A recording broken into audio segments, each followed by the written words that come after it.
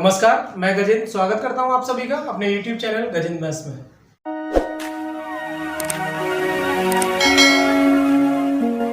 तो बच्चों, आज की क्लास हम शुरू करेंगे ट्रेन यानी रेलगाड़ी। रेलगाड़ी के क्वेश्चन किस तरीके से आपके एग्जाम में आते हैं, चाहे आप एसएससी का एग्जाम देते हैं, चाहे रेलवे का, चाहे अदर कोई भी आपका कॉम्पिटिटिव एग्जाम है, उसमें किस तरीके के रेल के क्वेश्चन पूछे जाते हैं। इसमें जो कॉन्सेप्ट रहेगा, आपको सबसे पहले टाइम एंड डिस्टेंस वाले कॉन्सेप्ट क्लियर होने चाहिए, ठीक है, जो इससे पहले वाली वीडियोस में मैंने पढ़ाए थे। और इसके लिए एक्स्ट्रा क्या क्या पढ़ना है आपको, तो आज की क्लास में हम वो सभी बातें करेंगे जो इस चैप्टर के लिए जरूरतमंद है। तो हम बात करते हैं ट्रेन से रिलेटेड जो क्वेश्चन आते हैं एग्जाम में, वो क्या होते हैं। एकदम आज की क्लास में मैं सबसे पहले बेसिक बातें करूंगा कि जो आपको समझना बहुत जरूरी है। बेसिक बातों में आप देखेंगे कि सबसे पहले ट्रेन का जो क्वेश्चन होगा लंबाई से रिलेटेड होता है, ट्रेन की कितनी लंबाई है या उसका पासिंग टाइम दिया होता है। तो इसके मैं अलग अलग 3-4 केस बनाऊंगा और 3-4 केस में आपको एक एक चीज समझाऊंगा। तो सबसे पहले हम बात करते हैं कि ट्रेन जो होगा, ट्रेन की लंबाई की बात करते हैं। तो ट्रेन की जो लेंथ होगी वो हमेशा मीटर में गिवन होती है। किसमें होती है? मीटर में, ठीक है। और ट्रेन की जो स्पीड होगी वो स्पीड किलोमीटर पर आवर में होगी। जनरली ऐसा ही होता है, ठीक है।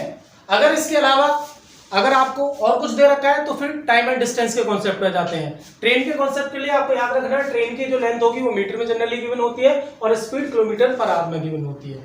तो सबसे पहले हम केस नंबर 1 पढ़ते हैं इसका। जब कोई रेलगाड़ी, किसी लंबाई की रेलगाड़ी किसी पोल को पार करती है, किसी खड़े हुए व्यक्ति को पार करती है, किसी सिग्नल को पार करती है या किसी फ्लैग को पार करती है, जब यानी ऐसी चीज को पार करे कि उसकी डिस्टेंस क्या होती है, ना के बराबर होती है, उस डिस्टेंस को हम 0 मानते हैं और इस कंडीशन में सिर्फ ट्रेन की लेंथ को कैलकुलेट करते हैं। तो यानी केस नंबर 1 में पढ़ेंगे आप, when A train passes any pole standing person flag signal, ठीक है। तो यहां पे मैं ये बताने की कोशिश कर रहा हूं कि देखो, मान लो ये ट्रेन है और इसकी लंबाई एल लंबाई है इसकी, मीटर में होगी। अब इसके सामने कोई ऐसी चीज आती है, जैसे मान लो फ्लैग या कोई भी जो मैंने ऊपर लिखा है इनमें से कोई भी चीज आती है, उसको पार करती है और पार करने में कुछ समय लगता है, कुछ सेकंड समय लगता है। यहाँ पर टाइम किस में दे रखा हुआ, सेकंड में दे रखा हुआ, और इसकी स्पीड गिवन होती है। मान लो स्पीड इसकी एस है, एस चाल से चलते हुए एल लंबाई की रेलगाड़ी किसी खंबे को, किसी खड़े हुए व्यक्ति को, किसी सिग्नल को कुछ सेकंड में पार करती है। तो इस कंडीशन में जो कॉन्सेप्ट बनता है वो आपको देखना है। कॉन्सेप्ट बनेगा यहां से, देखो, इस दौरान आपको ये देखना है कि टोटल डिस्टेंस क्या है। टोटल डिस्टेंस यानी जो ट्रेन ने टोटल डिस्टेंस कवर की है वो उसने अपनी खुद की दूरी तय की है, लेंथ ऑफ द ट्रेन,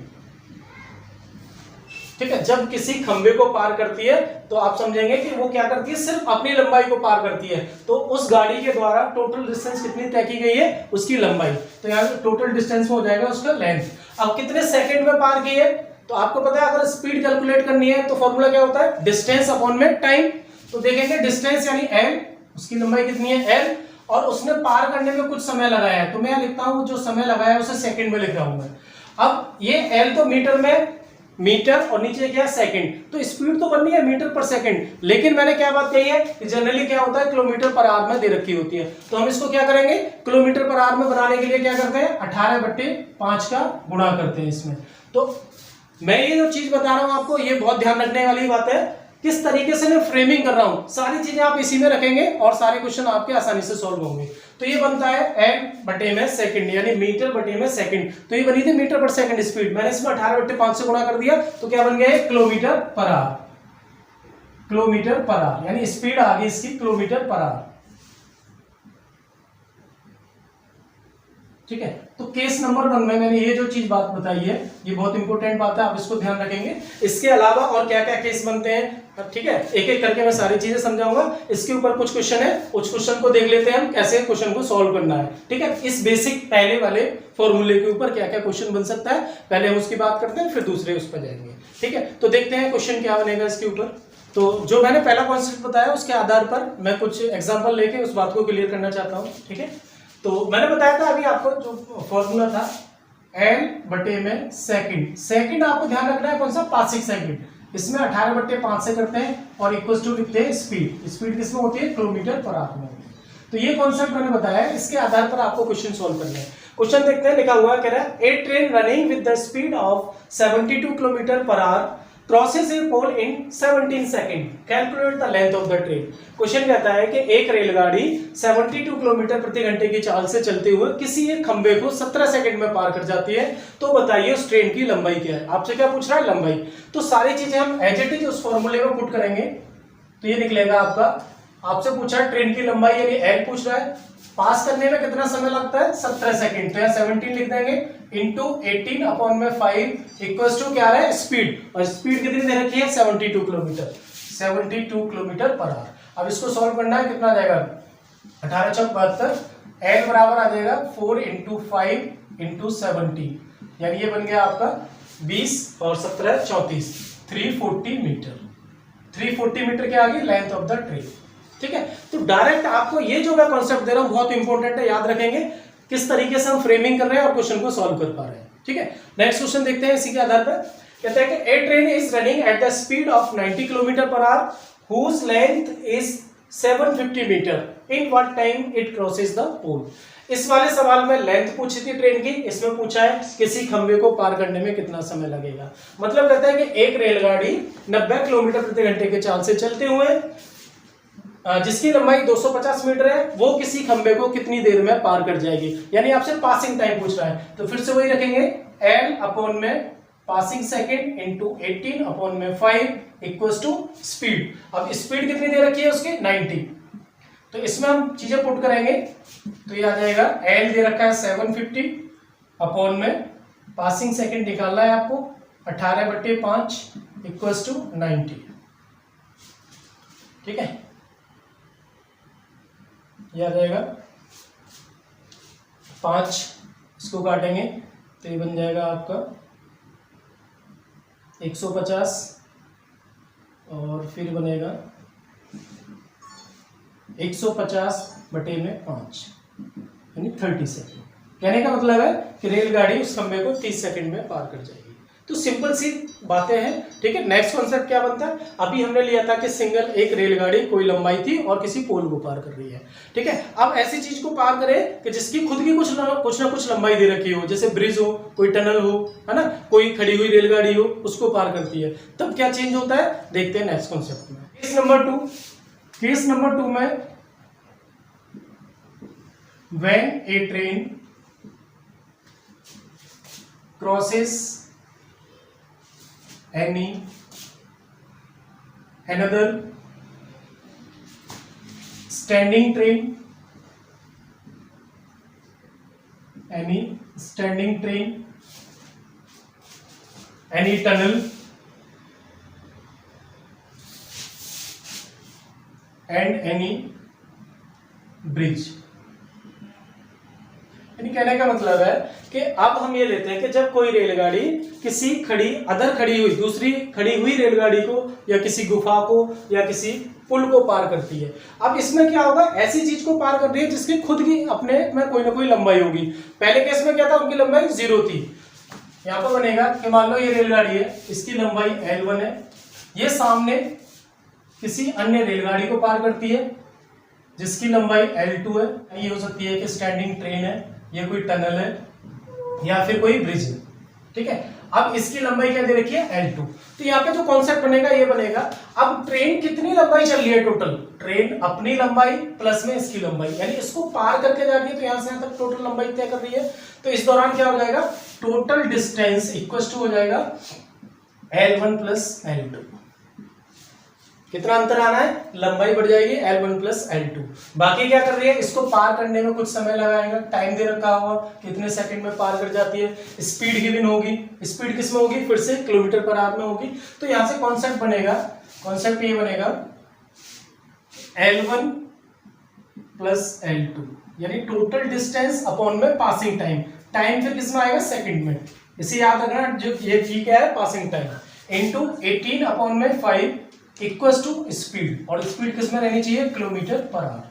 ठीक है, तो नेक्स्ट जो फॉर्मूला बनता है हमारा, नेक्स्ट कॉन्सेप्ट बनता है इस तरीके का बनता है। ठीक है, तो इसको फिर से एक क्वेश्चन लेते हैं, एक दो क्वेश्चन के थ्रू इस चीज को समझते हैं किस तरीके से अप्लाई करना। आपको ये जानना है कि हम अप्लाई कैसे करेंगे इन बातों को। तो देखते हैं इस क्वेश्चन में, देखते हैं क्वेश्चन में कहता है कि a train is running at 90 kilometre per hour crosses a 250 metre long tunnel in 22 second, calculate the length of the train. ठीक है, कहता है कि एक रेलगाड़ी 90 किलोमीटर प्रति घंटे की चाल से चलते हुए 250 मीटर लंबे एक गुफा को 22 सेकंड में पार कर जाती है, तो बताइए उस ट्रेन की लंबाई क्या है, लेंथ ऑफ द ट्रेन। ठीक है, ये तीसरा सवाल है आज की क्लास का, और इस कॉन्सेप्ट का पहला क्वेश्चन है।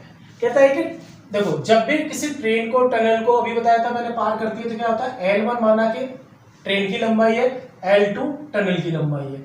नीचे क्या, कितनी सेकंड में पार कर रहा है, 22, क्या लिखेंगे 22 इंटू 18 अपॉन में 5 इक्वल्स टू क्या बताया था मैंने, स्पीड। स्पीड कितनी दे रखी है, 90। अब यहाँ पर क्या करना है आपको, क्या पुट इधर देखेंगे L1 L2 यानी L2 गिवन है, L2 का मतलब कितना है 250, तो आप इसमें क्या रख देंगे, L2 की जगह 250 रख देंगे, तो ये बनेगा L1 प्लस 250 अपॉन में 22 इंटू 18 अपॉन में 5 इक्वल्स टू 90। 18×5 इसको सॉल्व करेंगे तो बन जाएगा L1 प्लस 250 इक्वल्स टू, ये बन जाएगा आपका 22 into 25 L1 plus 250 equals to, ये बन जाएगा आपका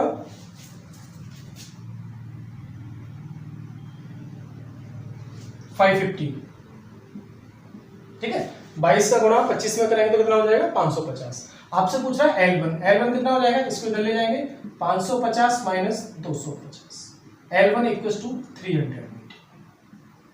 ठीक है, तो रेलगाड़ी की लंबाई कितनी आ जाती है, 300 मीटर आ जाती है। तो आपने देखा हमने किस तरीके से दोनों कॉन्सेप्ट को यूज किया है। अब एक सवाल ऐसा लेते हैं जिसमें हम कंबाइन करते हैं दोनों बातों को, ध्यान से समझेंगे कि एक ही क्वेश्चन में दोनों चीजों को कंबाइन करने की बात कर रहा है। ठीक है, तो एक क्वेश्चन के थ्रू हम इसको क्लियर करते हैं। इस क्वेश्चन को देखते हैं, देखो इसमें आपको दोनों चीज दिखाई देंगी, case number 1, case number 2। Question ये कहता है, a train crosses a 400 metre long platform in 14 second while a man standing on the platform in 10 seconds. Calculate the speed and length of the train. Question कहता है कि एक रेलगाड़ी 400 metre लंबे platform को 14 सेकंड में पार कर जाती है, जबकि उस पर खड़े व्यक्ति को 10 सेकंड में पार कर जाती है, तो उस रेलगाड़ी की लंबाई और चाल बताइए। इस क्वेश्चन को देखते हैं कैसे सॉल्व करना है। अभी मैंने आपको दो कॉन्सेप्ट समझाए थे, उनको मैं पहले बेसिक तरीके से, इसमें मैं दो मेथड समझाऊंगा, तो पहले समझेगा मेथड नंबर 1। ठीक है, जो कॉन्सेप्ट बताया उससे कैसे किया जाएगा। सबसे पहले कहता है कि एक व्यक्ति को जो प्लेटफॉर्म पे खड़ा है उसे 10 सेकंड में पार कर रहा है, अगर प्लेटफॉर्म की भी बात करते हैं तो उसे 14 सेकंड में पार कर रहा है। तो जब हम पहले केस लगाते हैं कि व्यक्ति को पार करती है, तो यानी अपनी लंबाई को पार करती है, L बटे में क्या आएगा 10 सेकंड, यानी व्यक्ति को कितनी देर में पार कर रही है, 10 सेकंड में। तो पहला केस क्या बनेगा, L बटे में 10। फिर क्या बनाते थे हम, 18/5 गुणा में उसकी 18/5 करके स्पीड बनाते थे। अगर मैं इसमें 18/5 करता हूं, ठीक है, तब भी क्या बनेगी, स्पीड बनेगी। अब स्पीड किसमें बननी है, किलोमीटर प्रति घंटे में बननी है, लेकिन मैं अभी मीटर पर सेकंड में ही काम चला सकता हूं इसका। मैंने 18/5 हटा दिया, मैंने लिखा कि ट्रेन की स्पीड क्या आ रही है, L/10। L/10 क्या आ रही है स्पीड, ये आ रही है मीटर पर सेकंड में। ठीक है, अब यही रेलगाड़ी इसी चाल से जब प्लेटफॉर्म को पार करती है, प्लेटफॉर्म की लंबाई कितनी है 400, तो दूसरी कंडीशन क्या बननी चाहिए, L प्लस में 400 अपॉन में 14 सेकंड और equals to speed of the train. अभी मैंने स्पीड यहाँ 18/5 नहीं लगाया, तो मतलब मीटर पर सेकंड में लिखा है। अब इसका मतलब है कि ये स्पीड और ये स्पीड दोनों क्या है, सेम है, एक ही रेलगाड़ी है। तो मैं क्या करूंगा, डायरेक्ट इन इक्वेशन को इक्वेट कर दूंगा। इक्वेट करूंगा तो यहां से बनेगा L अपॉन में 10 equals to L plus 400 upon में 40। ठीक है, अब यहां से क्रॉस मल्टीप्लाई करेंगे तो ये आ जाएगा 14L equals to 10L plus में 4000। ठीक है, इसको इधर लाएंगे 4L equal to 4000, L equal to आ जाएगा आपका 1000, यानी L क्या है, लेंथ ऑफ द ट्रेन। तो ट्रेन की लंबाई निकल आई। अब आपसे कहता है स्पीड निकालिए, तो स्पीड निकालने के लिए चाहे तो आप इसमें पुट कर दीजिए, चाहे इसमें पुट कर दीजिए, आ जाएगा यहाँ से। अब देखो स्पीड हम निकालते हैं, मान लो यहाँ रख देते हैं, L हो गया इसका 1000 अपॉन में 10, 10 से 10 यानी ये आ गया 100। 100 क्या है आपको याद रहे, मीटर पर सेकंड। कौन सी स्पीड आई है, मीटर पर सेकंड। अब हम चाहें तो इसे अभी किसमें बना सकते हैं, किलोमीटर पर आवर में बना सकते हैं। तो क्या करना पड़ेगा किलोमीटर बनाने के लिए, 100 में 18/5 से क्या कर देंगे, गुणा कर देंगे, तो कितना बन जाएगा, 5 से काटेंगे 20, 18 दूनी 36, तो कितना बन जाएगा, 360 किलोमीटर पर आवर बन जाएगा, किलोमीटर पर आवर। ठीक है, अब इसको मैंने मेथड नंबर 1 से बनाया, दोनों जो केस समझाए थे। अब मैं चाहता हूं इसको अभी इससे पहले टाइम एंड डिस्टेंस के कॉन्सेप्ट से कैसे बनाएंगे। ठीक है, तो इसमें आपको ध्यान रखना है कि एक चीज का अंतर आता है। ये कह रहा है कि इसमें जब प्लेटफॉर्म को पार करता है तो एक्स्ट्रा क्या पार कर रहा है, वो 400 मीटर की दूरी एक्स्ट्रा पार कर रहा है। दोनों तरफ सेम क्या है, स्पीड। तो मैंने एक कॉन्सेप्ट बताया था कि जब स्पीड क्या होती है, कांस्टेंट होती है। स्पीड जब कांस्टेंट होती है तो आप याद रखेंगे time ratio, time is directly proportional to क्या होता है, डिस्टेंस। इससे पहले वाले चैप्टर में मैंने ये चीज बताई थी, जब किसी की स्पीड क्या हो, फिक्स हो, तो time is directly proportional to distance. यानी मैं कह सकता हूं कि टाइम रेशियो जो होगा वो डिस्टेंस रेशियो होगा।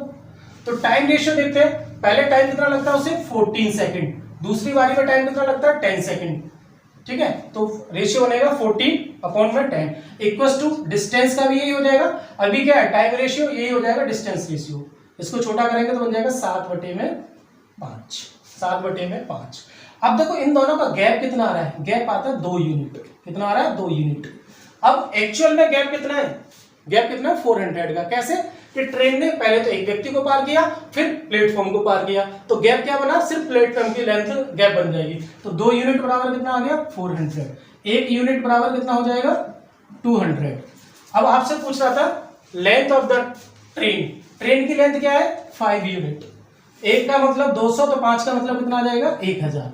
तो आपने देखा कि इस कॉन्सेप्ट से भी हम बड़ी आसानी से इसकी लेंथ निकाल सकते हैं। अब लेंथ आ गई है तो आपसे स्पीड की बात करता है। अब भाई स्पीड निकालने के लिए तो आपको पता है क्या लगाना है, L अपॉन में सेकंड, 18/5 इक्वल टू स्पीड। अब यहाँ पे पुट करेंगे सारी चीजें, फिर से हो जाएगा 1000 और पार कितने में कर रहा था व्यक्ति को 10 सेकंड में, 18/5 इक्वल टू s। इसको सॉल्व कर लेंगे, फिर से वही आंसर आ जाएगा। तो आपने देखा इस तरीके से हम इससे भी कर सकते हैं और पहले वाले कॉन्सेप्ट से कर सकते हैं। आपको सारी चीजें आनी चाहिए, इसलिए मैं पहले बेसिक कॉन्सेप्ट सिखा रहा हूं, देन आपको ट्रिक भी मैं बता रहा हूं। क्वेश्चन और लेना चाहता हूं जो केस नंबर 1 और 2 पे ही डिपेंड करता है। सेम इससे पहले जो क्वेश्चन किया था क्वेश्चन नंबर 3, ठीक है, उसी जैसा ही क्वेश्चन और करते हैं, उसके बाद केस नंबर 3 की बात करेंगे। तो इस क्वेश्चन में क्या लिखा हुआ है, कहता है a train passes a stationary man standing on the platform in 7 seconds and passes the platform completely in 28 seconds. If the length of the platform is 330 meter, what is the length of the train? Simple सी बात कह रहा है कि एक train किसी platform पर खड़े व्यक्ति को 7 सेकंड में पार करती है, जबकि पूरे प्लेटफॉर्म को 28 सेकंड में पार कर जाती है। यदि उस प्लेटफॉर्म की लंबाई 330 मीटर हो तो बताइए उस ट्रेन की लंबाई क्या है। ठीक है, सिंपल सी एक चीज पूछे, ट्रेन की लंबाई क्या है। तो देखते हैं सवाल को, पहले मेथड नंबर 1 से करते हैं। मेथड नंबर 1 में कहता है कि जब रेलगाड़ी किसी व्यक्ति को पार करती है तो L बटे में, यानी अपने आप को पार करती है, L बटे में क्या आएगा 7 सेकंड, व्यक्ति को 7 सेकंड में पार कर जाती है। और वही रेलगाड़ी 330 मीटर लंबे प्लेटफॉर्म को 28 सेकंड में पार कर जाती है। ठीक है, ये कॉन्सेप्ट बनेगा। तो 7 से काट लेंगे, 7 चौक 28, ये आ जाएगा आपका 4L equal to L plus 3 L को इधर लाएंगे तो 3L इक्वल टू 3 L बराबर हो जाएगा 110, यानी ट्रेन कितनी लंबी है 110 मीटर। ठीक है, इसी को सवाल को हम दूसरे मेथड से करते हैं, मेथड नंबर 2। अब फिर से इसमें क्या चीज है, कांस्टेंट क्या है, स्पीड, क्योंकि एक ही रेलगाड़ी है और एक ही स्पीड से चल रही है, स्पीड कांस्टेंट। ठीक है, जब स्पीड कांस्टेंट है तो आपको पता होना चाहिए जो टाइम रेशियो होगा, टाइम रेशियो डिस्टेंस रेशियो के बराबर होगा। तो टाइम रेशियो बनाते हैं, पहले कितना है 7, फिर कितना है 28, यानी जब आदमी को पार करती है तो 7 सेकंड लेती है, जब किसी प्लेटफॉर्म को पार करती है तो 28 सेकंड लेती है। तो सीधा हो जाएगा 7/28। इसको और छोटा करेंगे, 7 एकम 7, 7 चौक 28, 1/4 आता है। अब आप इसमें देखेंगे इसका गैप कितना है, गैप कितना है 3, और 3 यूनिट का गैप किसके बराबर है, क्वेश्चन में देखेंगे तो कितने 330, यानी जो प्लेटफॉर्म की लंबाई है वही गैप बनता है, तो 3 का मतलब आ जाएगा 330, 1 का मतलब कितना आ जाएगा 110।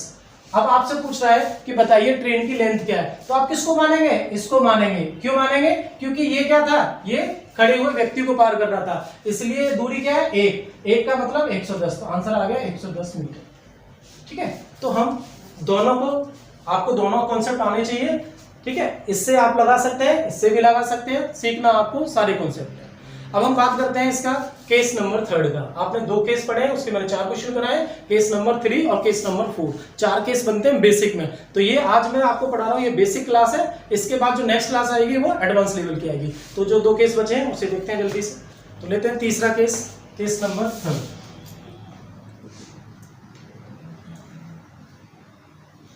When a train passes a person walking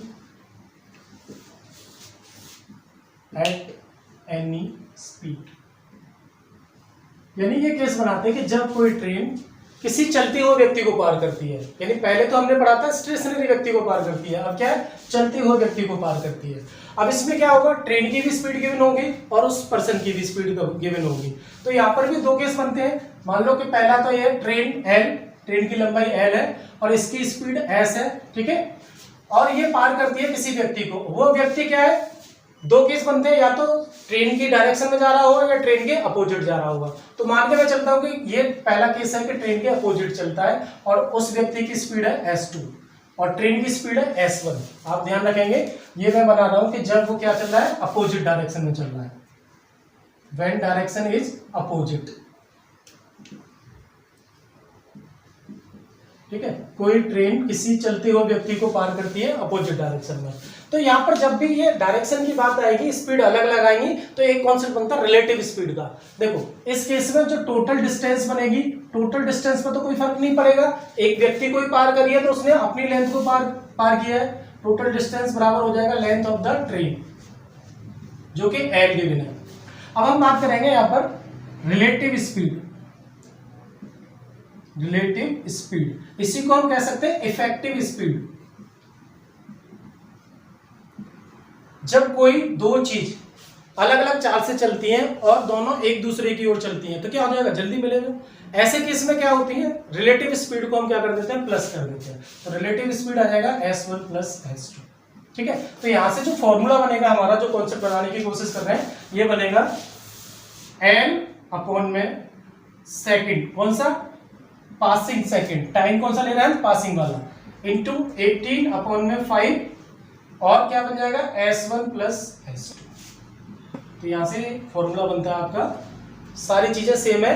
relative speed में क्या आ गया, स्पीड को दोनों को प्लस कर दिया है। कब प्लस होगा, जब ट्रेन और व्यक्ति एक दूसरे की ओर आ रहे होते हैं। ठीक है, दूसरा केस इसका ये बनता है कि जब ट्रेन सेम डायरेक्शन में किसी चलते हुए व्यक्ति को पार करती है। ठीक है, तो दूसरा आप देखेंगे कि मान लो ये दूसरा कॉन्सेप्ट ऐसे बन जाएगा, ये ट्रेन L लंबाई, S1 इसकी स्पीड है और एक व्यक्ति जिसकी S2 चाल है इसी डायरेक्शन में इसको पार करती है। कुछ समय दे रखा है, टाइम सेकंड में दे रखा होगा पार करने का।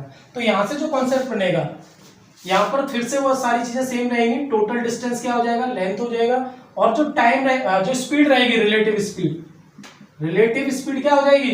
अब आपको देखो जैसे चोर सिपाही वाले क्वेश्चन थे, है ना, चोर दौड़ रहा है, पीछे से पुलिस दौड़ रही है, तो पुलिस कब पकड़ पाती थी, जब उसकी स्पीड ज्यादा होती थी। अब ऐसे ट्रेन है, एक व्यक्ति भी चल रहा है, ट्रेन भी चल रहा है, तो ट्रेन क्या है, ट्रेन की स्पीड ज्यादा होगी तो उसे वो क्रॉस कर जाएगी। तो यहाँ पर क्या रिलेटिव स्पीड का कॉन्सेप्ट आएगा और उनमें क्या आ जाता है, दोनों का डिफरेंस आएगा, S1 माइनस S2।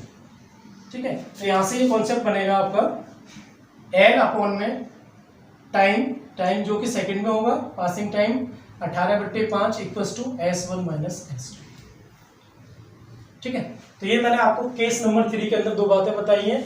जब डायरेक्शन अपोजिट होती है तब क्या कॉन्सेप्ट लगाना है, और जब डायरेक्शन क्या होती है, सेम होती है, सेम डायरेक्शन में किसी ट्रेन चलते हुए व्यक्ति को ट्रेन पार करती है तो क्या कॉन्सेप्ट लगाना है। ठीक है, इसके ऊपर एक दो क्वेश्चन देखते हैं और इस बात को क्लियर करते हैं। नेक्स्ट क्वेश्चन देखते हैं। कहता है कि a train 110 metre in length travels at 60 kilometre per hour, in what time it will pass a man who is walking at 6 kilometre per hour in opposite direction in same direction. Question कहता है कि एक train जिसकी लंबाई 110 metre है और 60 kilometre प्रति घंटे की चाल से चलते हुए किसी व्यक्ति को पार करती है और उस व्यक्ति की चाल 6 किलोमीटर प्रति घंटे है। तो आपसे कह रहा है कि जब अपोजिट डायरेक्शन में जाता है तब कितने समय में पार करेगी और सेम डायरेक्शन में जाता है तो कितनी देर में पार करेगी। यानी आपसे क्या पूछा है, दोनों बार टाइम पूछा है, passing time, time of passing, यानी पासिंग टाइम पूछा गया है आपसे। तो इसमें सॉल्व करने के लिए देखो पहले लेते हैं अपोजिट डायरेक्शन में। मान लो कि ट्रेन ऐसे जा रही है और व्यक्ति ऐसे जा रहा है, इसकी S1 चाल है, इसकी S2 चाल है। तो आपको कॉन्सेप्ट क्या ध्यान रखना है, रिलेटिव स्पीड वाला। तो ये आ जाएगा L अपॉन में passing second 18/5 equals to S1 plus S2। ठीक है, इसका यूज करेंगे और चीजें निकल आएंगी। L का मतलब है 110, सेकंड आपसे पूछा है, टाइम पूछा है नहीं, passing second 18/5 equals to speed train की 60 और व्यक्ति की 6 किलोमीटर प्रति घंटे। दोनों को जोड़ देंगे, ये बनेगा, इसे यहाँ से सॉल्व कर लो, 5 से काटेंगे तो ये बन जाएगा 5 दूनी 10 और 5 दूनी 10, 22 अपॉन में सेकंड इंटू 18 इक्वल्स टू 66। ठीक है, इसको काट लेंगे आप, ये कट जाएगा आपका 22 से 3 बार और 22 से 3 बार बन गया। इसको सॉल्व करेंगे तो ये बन जाएगा 18/3 यानी 6 सेकंड में वो क्या कर देगा, ट्रेन उस व्यक्ति को पार कर देगी जब वो अपोजिट डायरेक्शन में चलेगी। ठीक है, अब इसी में पूछता है कि जब सेम डायरेक्शन में चलते हैं, सेम डायरेक्शन में चलेंगे तो क्या हो जाएगा, बस यहाँ पे डिस्टेंस स्पीड में क्या हो जाएगा, डिफरेंस हो जाएगा। तो फिर से सारी चीजें पुट करेंगे, ये आ जाएगा 110 अपॉन में सेकंड इंटू 18 अपॉन में 5 इक्वल्स टू 60 माइनस 6। इसको काटेंगे तो बन जाएगा आपका 22 अपॉन में सेकंड इंटू 18 इक्वल्स टू 54। ये 3 बार कट जाएगा और ये बन जाएगा आपका 22 अपॉन में 3 से। ठीक है, जब सेम डायरेक्शन में चलेंगे तो इतनी देर में पार कर जाएंगे। अब बात करते हैं हम नेक्स्ट केस का, केस नंबर 4। इसमें क्या होगा कि कोई रेलगाड़ी, चलती हुई रेलगाड़ी किसी अन्य चलती हुई रेलगाड़ी को पार करेगी। ठीक है, तो लिखेंगे when a train crosses another running train, जब कोई एक रेलगाड़ी दूसरी चलती हुई रेलगाड़ी को पार करती है। तो यहां भी दो केस बनते हैं, इन द अपोजिट डायरेक्शन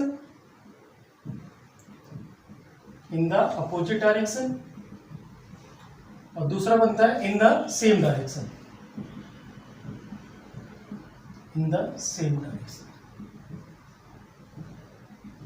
ठीक है, तो अंतर क्या आना है, सबसे पहले हमने केस नंबर 2 पढ़ाया था, उसमें क्या था, स्टैंडिंग ट्रेन थी। अब इसमें क्या, रनिंग ट्रेन है, यानी दोनों की क्या हो जाएगा, इस दूसरी ट्रेन की भी स्पीड ऐड हो जाएगी।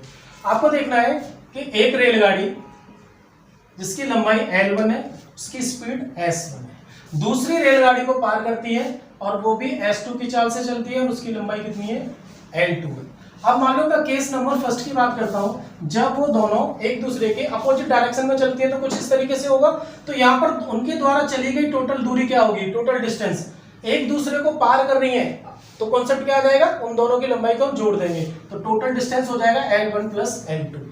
और जो रिलेटिव स्पीड आएगी, आपको इस चीज पर बहुत ध्यान रखना है, रिलेटिव स्पीड जो आएगी, दोनों एक दूसरे की ओर आ रहे हैं तो स्पीड क्या हो जाएगी, प्लस हो जाएगी, स्पीड हो जाएगी S1 प्लस S2। ठीक है, अब दूसरे केस में जब ये एक दूसरे के अपोजिट सेम डायरेक्शन में जाती है, यानी एक रेलगाड़ी L1 S1 की चाल से चलती है और उसी दिशा में L2 लंबाई की रेलगाड़ी S2 की चाल से चलती है, दोनों एक दूसरे को पार करती हैं, तो टोटल डिस्टेंस पे तो कोई इफेक्ट नहीं पड़ेगा, L1 प्लस L2 रहेगा इस केस में भी, लेकिन जो रिलेटिव स्पीड होगी वो क्या हो जाएगी, S1 माइनस S2, यानी जिसकी स्पीड ज्यादा होगी उसमें से कम स्पीड वाली को हम घटा देंगे। तो अब इन दोनों पे हम बनाएंगे, तो फॉर्मूला क्या बनेगा हमारा, फॉर्मूला बनेगा टोटल डिस्टेंस क्या हो गया, L1 प्लस L2 अपॉन में टाइम कौन सा लेंगे, पासिंग टाइम सेकंड वाला, 18/5 equals to S1 plus S2। ठीक है, वेरी वेरी इंपॉर्टेंट, ये ध्यान रखेंगे। इधर से देखते हैं, ये बनेगा T1 प्लस T2 अपॉन में टाइम कौन सा, पासिंग, सेकंड में रहेगा 18/5 equals to S1 minus S2। ठीक है, तो यहां से ये दो रिजल्ट निकलते हैं डायरेक्ट। आपको इन चीजों का ध्यान रखना है, किस तरीके से सेम डायरेक्शन होती है तो क्या करना है, अपोजिट डायरेक्शन होती है तो क्या करना है। ठीक है, इसका एप्लीकेशन और देख लेते हैं नेक्स्ट क्वेश्चन के थ्रू, कैसे कैसे हमें यूज करना है कॉन्सेप्ट को। अगले क्वेश्चन से हम इस बात को क्लियर करते हैं। तो देखते हैं दूसरा सवाल। क्वेश्चन कहता है कि two trains 121 metre and 19 metre in length are running at the speed of 40 kilometre per hour and 32 kilometre per hour respectively. In what time will they passing if direction is opposite and direction is the same. Question कहता है कि दो रेलगाड़ी जिसकी लंबाई 121 metre और 99 metre है, उनकी चाल 40 किलोमीटर और 32 किलोमीटर प्रति घंटे है। तो बताइए वो एक दूसरे को कितने समय में पार करेंगी यदि उनकी दिशा विपरीत है, और दूसरा पूछा है यदि उनकी दिशा सेम है। ठीक है, दो केस है। फिर से वही कह रहा है कि L1 L2 और S1 S2, ये सारी बातें गिवन है। तो हम पहले बात करते हैं जब डायरेक्शन उसकी क्या है, अपोजिट। जब डायरेक्शन अपोजिट है तो अभी बताया मैंने L1 प्लस L2 अपॉन में passing time 18/5 equals to S1 plus S2। आपको डायरेक्ट ही पुट कर देना है। L1 L2 आता है 121 प्लस 99। ठीक है, आपको पासिंग टाइम निकालना है जो सेकंड में आएगा 18/5। स्पीड को ऐड करेंगे तो क्या हो जाएगा 40 एंड 32, 40 प्लस में 32, ये बन जाएगा आपका 220